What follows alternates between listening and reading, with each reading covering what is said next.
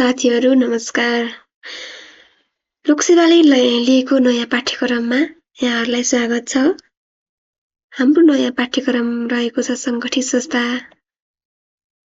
संस्थाको पदपूर्तिको लागि आयोगबाट लिने सबै संगठित संस्थाको अपराविधिक तर्फका अधिकृत स्तर तृतीय श्रेणी र शाखा अधिकृत वा सोसर 6औं र 7औं तहका खुल्ला प्रतियोगितात्मक लिखित परीक्षाको पूर्व योग्यता परीक्षाको पाठ्यक्रम। कुनै साथीहरूलाई खुल्दुली लाग्न सक्छ, हाम्रो यो ब्रिटिश संगठित संस्था भनेको के हो, अब यो कसरी दिने, कहाँबाट दिने, यो दिएपछि के एक्जाम दिन पाइन्छ, कस्तो हुन्छ भनेर एकदम उत्साहित हुनुहुन्छ होला कुनै पनि साथीहरू। यो एक्जाम लोकसेवाले लिने एक्जाम हो। पोहोर सालदेखि 4औं तहमा प्री टेस्ट गराइसकेको थियो, जुन संगठित संस्था भन्नाले हाम्रो संस्थानहरू 45वटा नेपालमा रहेका 45वटा संस्थान मध्ये जुनसुकै संस्थानमा जागिर खानको लागि पनि प्री टेस्ट पास अहिले अनिवार्य गराएको छ लोकसेवाले। पोहोर साल 4औं तहको मात्रै गराएको थियो। 1 महिना अघि मात्र 5औं तहको लागि संगठित संस्थाको पाठ्यक्रम लोकसेवाले जारी गरेको थियो भने अहिले हिजो मात्र भर्खर 6औं र 7औं तहको लागि पनि संस्थानको जागिर खानको लागि संगठित संस्था पास गर्नुपर्ने लोकसेवाले विज्ञप्ति जारी गरी पाठ्यक्रम निकालिसकेको छ। हाम्रो पाठ्यक्रम यस प्रकार रहेको छ। सामान्य अध्ययन र पेशागत अभिरुचि परीक्षण 100 पूर्णाङ्कमा 45 उत्तीर्णाङ्क। परीक्षा प्रणाली मल्टिपल चोइस क्वेसन भइहाल्यो। हाम्रो प्रश्नपत्र संख्या हाम्रो 100वटा हुनेछ। 1 मार्क्सको। समय 1 घण्टा 30 मिनेट। समय भने मस्त रहेको छ।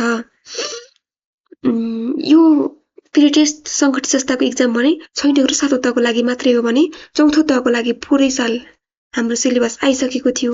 5औं तहको लागि पनि छुट्टै सिलेबस छ र यो 6औं र 7औं तहको लागि मात्रै रहेको छ। यदि कुनै पनि साथी 6औं र 7औं संस्थानको मात्रै जागिर खान चाहनुहुन्छ भने यो एक्जाम अनिवार्य एटेम्प्ट गरी पास गर्नुपर्ने छ र रिटन एक्जाममा समावेश हुन पाइनेछ।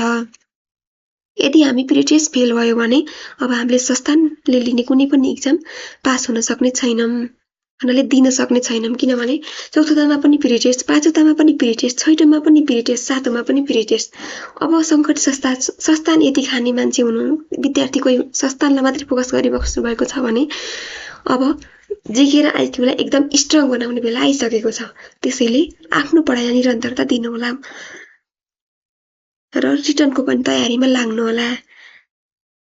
हाम्रो 6औं तहको सिलेबस भन्ने अलि भास्ट रहेको छ, किनभने अधिकृत स्तरको सिलेबस त्यही अनुसारको हुन्छ। साथीहरू हेर्दै जाउँ हाम्रो सिलेबस। 6औं तहको लागि भूगोल र जनसंख्या र वातावरणबाट 10 मार्क्सको क्वेसन सोध्नेछ, 1 मार्क्सको, र इतिहास र सामाजिक सांस्कृतिकबाट 10 मार्क्सको सोध्नेछ।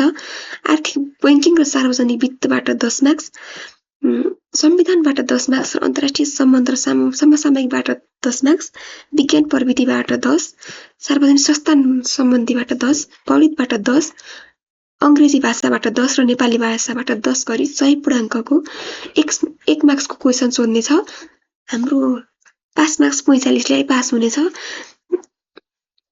समय 1 घण्टा 30 मिनेट।